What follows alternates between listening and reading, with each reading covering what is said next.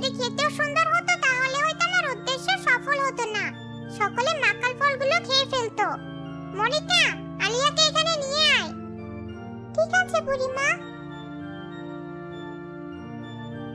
ছেড়ে দাও আমাকে, আমি তো তোমাদের কোনো ক্ষতি করিনি। কেন ধরে নিয়ে এসেছো আমাকে? ক্ষমা করো বোন আমাকে, আমি যে অসহায়। তোমাকে বুড়িমা ডাকছি, চলো আমার সাথে। বুড়িমা, এই নাও তোমার শিকার। বুড়িমা, কেন কষ্ট দিচ্ছ এমন করে? মুক্তি দিয়ে দাও না সবাইকে। তোরও কি মাকাল ফল হওয়ার ইচ্ছা হয়েছে? দয়া করে আমাকে মাকাল ফল বানিও না বুড়িমা।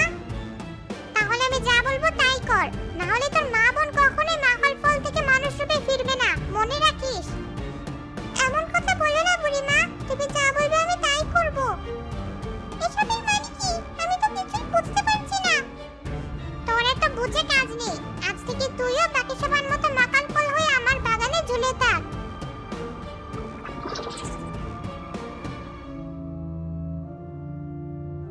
দয়া করে ছেড়ে দাও আমাকে, আমার যে খুব কষ্ট হচ্ছে মাকাল ফল হয়ে ঝুলে থাকতে। তোর কষ্ট হলে কি হবে? দেখ আমার বাগানটা কত সুন্দর দেখতে লাগছে। বুড়ি সেখান থেকে চলে আসে।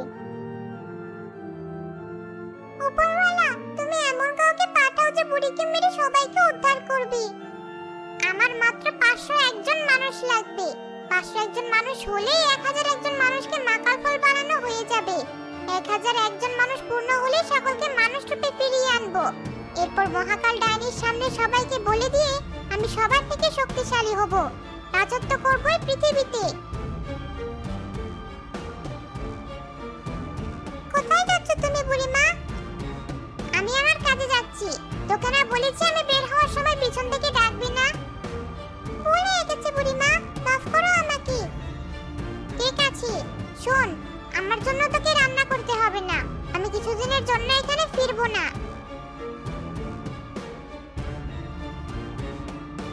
না জানি বুড়ি আবার কাদের ধরতে যাচ্ছি। আজ শিমুলতলে গ্রামে যাব।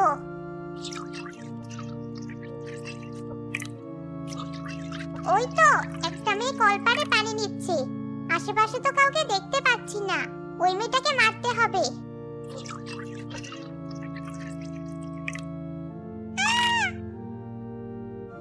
কেউ আসার আগে লাশটা অদৃশ্য করে দেই, আর আমি নিজেই এই মেয়ে সেজে তার বাড়িতে যাই।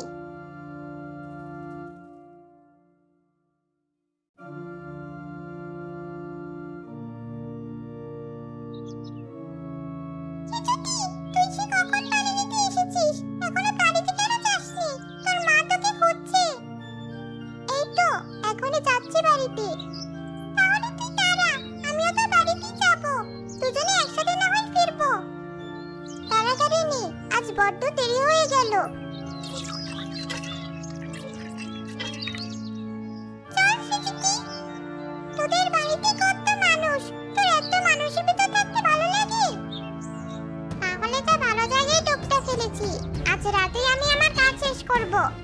কিরে চিচুকি, কথা কেন বলছিস না? কখন থেকে কি এত ভাবছিস বলতো? কই, কিছু ভাবছি না তো। আমি আমার বাড়িতে চলে যাচ্ছি, তোর সাথে পরে কথা হবে।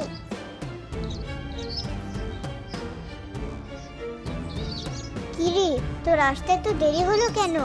দেখতেই তো পাচ্ছি বাড়িতে কত কাজ। তোর মেজো চাচির শরীরটা ভালো না। ছোট, তুই মেয়েটাকে কেন বকছিস? ও তো ছোট মানুষ, ও কি কাজ করতে পারে? বোন, তুমি তো সবই জানো, তাহলে একথা কিভাবে বলছো বলো? মেয়েটাকে দিয়ে কাজ করাই না, তার জন্য সেজদি আর মেজদি কি কম কথা শোনায়? সে আমি মেজো আর সেজোর সাথে কথা বলবো। মা সেজদি, তুই ঘরে যা। মা সেজুতি, কোথায় তুই? আমাকে একটু পানি দে তো। না, এদের জন্য তো কোনো শান্তি নেই। আমাকে দিয়ে কাজ করাতেই আছে। যত ইচ্ছা হয় কাজ করা, শুধু একটা রাতের অপেক্ষাই তো। কি হলো মা? এই নাও পানি। আমার কাছে কলসটা দিয়ে দে, তোর চাচাদের জন্য মাঠে পানি নিয়ে যাই। এই নাও কলস। ভাই, তোমার ভাইকে তাড়াতাড়ি ফিরতে বলো আজ। ঠিক আছে ভাবি।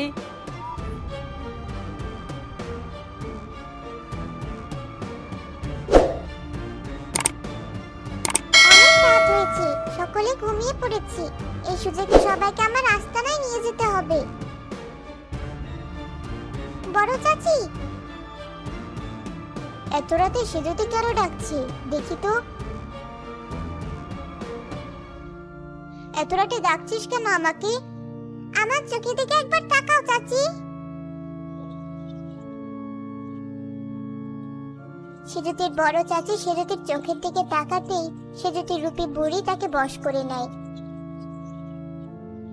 এরপর সে তার মেজো চাচি সেজো চাচি ও তার মায়ের ঘরে গিয়ে একই কথা বলে সবাইকে বশ করে ফেলে।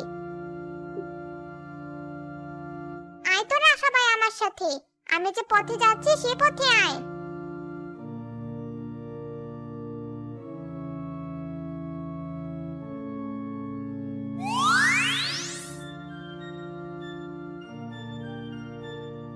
বড়দি, মেজদি, ছোট, আমরা কোথায়? এখানে কিভাবে এলাম আমরা? বড়দি, আমার খুব ভয় করছে, চারদিকে তো জঙ্গল মনে হচ্ছে। ভয় পাস না, শান্ত হো। কিন্তু এটা তো একটা মাকাল ফল বাগান মনে হচ্ছে। কে বলেছো তোমরা? আর এত ভেবো না, আমি এনেছি তোমাদের সবাইকে। কেন এনেছেন এখানে আমাদের বুড়িমা? আমার আশা পূর্ণ করতে। কি আশা আপনার? আমি 1001 জনকে বলি দিয়ে মহা শক্তিশালী হব। দয়া করে আমাদের ছেড়ে দিন বুড়িমা, আপনি যা বলবেন তাই করব আমরা, কিন্তু আমাদের বলে দিবেন না।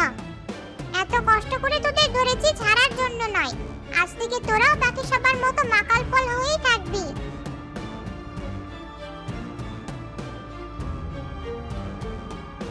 বুড়িমা, আমাদের মানুষ বানিয়ে দিন, মাকাল ফল হয়ে গাছে ঝুলে থাকতে কষ্ট হচ্ছে আমাদের। কখনোই না, আরে তো কান্নাকাটি করে লাভ নেই, কেউ তোমাদের কথা শুনতে পাবে না। আজ অনেকগুলোকে একসাথে ঝুলিয়ে রাখতে পেরেছি, আমার যে কি আনন্দ হচ্ছে। যাই, এখন আমাকে যজ্ঞ করতে হবে।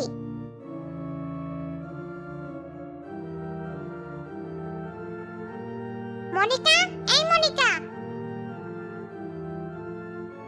বলুন বুড়িমা, আপনি কখন এসেছেন? বলেছিলেন তো কিছুদিন পরে আসবেন। সেটার প্রয়োজন পড়েনি, আমি আজও বের হলাম, তুই মাকাল ফলগুলো দেখে রাখিস। বুড়ি হাঁটতে হাঁটতে রায়পুর গ্রামে যায়। সেই গ্রামে বাস করত রীতা নামের এক বিধবা মহিলা। রীতার তার মেয়ে নিশি ছাড়া কেউ ছিল না। নিশি, আমি একটু নদীতে গোসল করতে যাচ্ছি, তুই কিন্তু বাড়িতে থাকিস। ঠিক আছে মা, তুমি কিন্তু বাড়ি এসে আমাকে পায়েস রান্না করে খাওয়াবে। ঠিক আছে, আমি পায়েস রাখবো। তোকে ছাড়া আমি কাকে খাওয়াবো বল? তুই ছাড়া যে আমার কেউ নেই। তুমি কষ্ট পেও না মা, তুমি কষ্ট পেলে যে আমারও বড় কষ্ট হয়। তুই বাড়িতে থাক, আমি নদীতে গেলাম।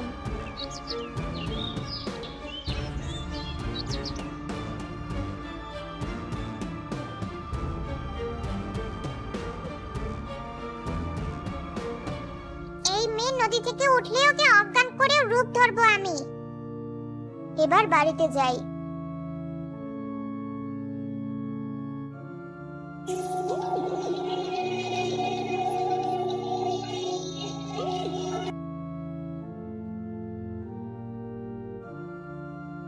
আজ থেকে আমি তোর রূপেই থাকবো, তোকে আগে আমার বাগানে রেখে আসি, চল।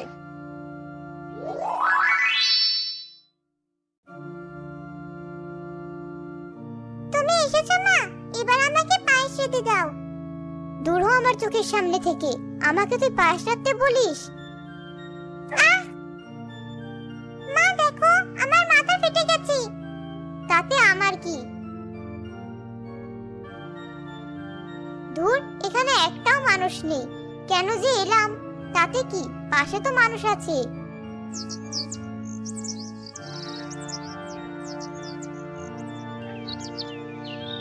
মা, তুমি আজ আমাকে ডাকোনি কেন?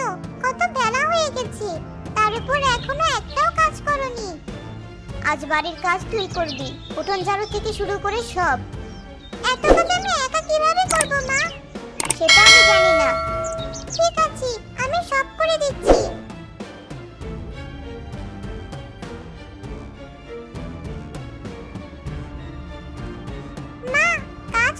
গেছে সব। এবার আমাকে কিছু খেতে দাও, খুব খিদে পেয়েছে আমার। তোকে খেতে দিব আমি? বাপ মরে তো বেঁচে গেছে, আপদটাকে আমার ঘাড়ে রেখে গেছে। বেরিয়ে যা বলছি বাড়ি থেকে।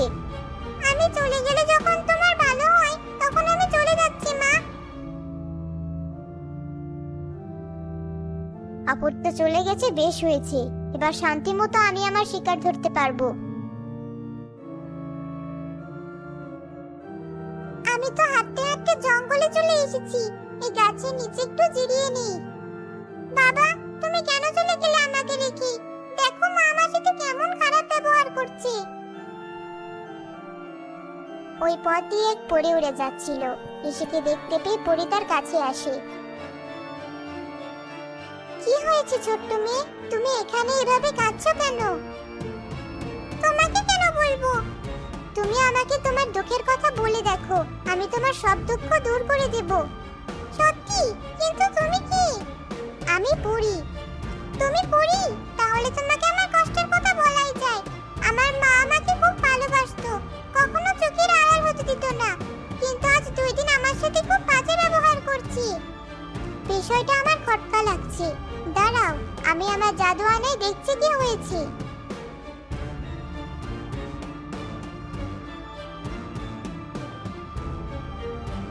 নিশি, তোমাদের বাড়িতে যে আছে সে তোমার মা নয়, সে একজন জাদুকরী বুড়ি। তাহলে কোথায় আছে আমার মা? শান্ত হও নিশি, তোমার মাকে জাদুকরী বুড়ি মাকাল ফল বানিয়ে রেখেছে। কি বলছো তুমি? তাহলে কি আমি আমার মাকে দেখতে পাবো না? আমার মা কি সারা জীবন মাকাল ফল হয়ে থাকবে? একটা উপায় আছে, তোমার মা সহ আরো অনেকেই মাকাল ফল হয়ে জীবন কাটাচ্ছে। তাদের সবাইকে মাকাল ফল থেকে মানুষ বানাতে হলে ওই বুড়িকে আগে মারতে হবে। কিভাবে মারবো আমি বুড়িকে? বুড়ির মাকাল ফল বাগানে একটা সোনালী মাকাল ফল আছে, তার ভিতর বন্দি আছে একটা বিড়াল। বিড়ালের পেটের ভিতর একটা পাখি আছে, সেটা মারতে পারলেই বুড়ি মারা যাবে। এই কঠিন কাজকে তুমি পারবে? আমাকে যে পারতেই হবে। আমি আমার মা সহ সেখানে মাকাল ফল হয়ে জীবন কাটানো সবাইকে মুক্ত করব। তুমি অনেক সাহসী, আমি তাহলে এখন আসি। ঠিক আছে।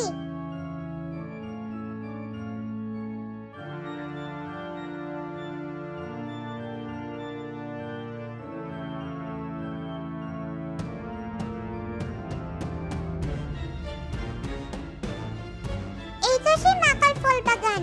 এই বাগানে কেউ নেই। এই সুযোগে আমাকে সোনালী রঙের মাকাল ফলটা খুঁজে বের করতে হবে।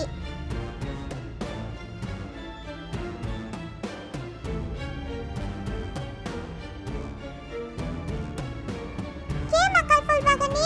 আমি। তুমি এখানে কেন এসেছো? এখান থেকে চলে যাও তুমি। বুড়িমা দেখলে তোমাকে মেরে ফেলবে। ওই বুড়ি মারার আগে আমি বুড়িকে মেরে ফেলবো। যে করেই হোক আমি আমার মাকে উদ্ধার করব। তুমি কি জানো বুড়ি কিভাবে মরবে? হ্যাঁ জানি। তাহলে আমি তোমাকে সাহায্য করব বুড়িকে মারার জন্য। তুমি আমাকে বলো কি করলে মরবে বুড়ি।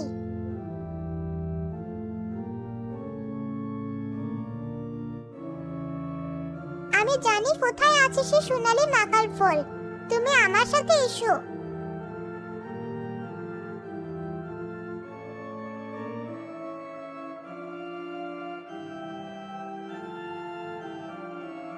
ওই তো সেই মাকাল ফল। তুমি তোমার কাজ করো, আমি দেখছি বুড়ি আসছে কিনা। তোমাকে অনেক ধন্যবাদ মনিকা।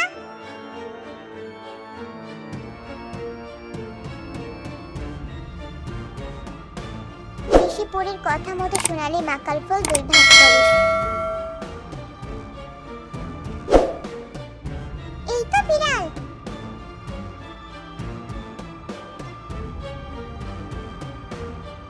তুমি তো পাখিটাও পেয়ে গেছো। এবার তাড়াতাড়ি পাখিটাকে মারো। তুমি কি বলেছো? শয়তান মেয়ে, ছেড়ে দে বলছি পাখিটা। কিছুতেই না। নিশি, ভয় পেয়ে তুমি পাখিটা ছেড়ে দিও না। এতদিন আমি দুধ কলা দিয়ে কাল সাপ পুষেছি, তুই আমার খেয়ে আমারই সর্বনাশ করছিস। শয়তান বুড়ি, তুই অনেকের উপর অত্যাচার করেছিস, আজ তার শাস্তি পাবি। তোকে তো আমি আজ মেরেই ফেলবো।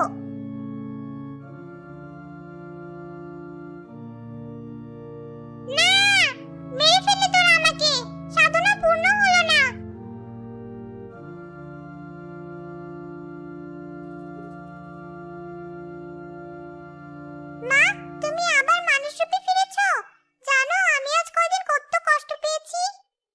আমরা সকলে মানুষরূপে ফিরতে পেরেছি তোর জন্য মা। তোমাদের জন্য কত কষ্ট পেয়েছি আমি। কাঁদিস না মা, আজ নিশি না থাকলে হয়তো আমরা কখনোই মুক্তি পেতাম না। নিশিকে ধন্যবাদ জানিয়ে সবাই যে যার বাড়িতে ফিরে যায়।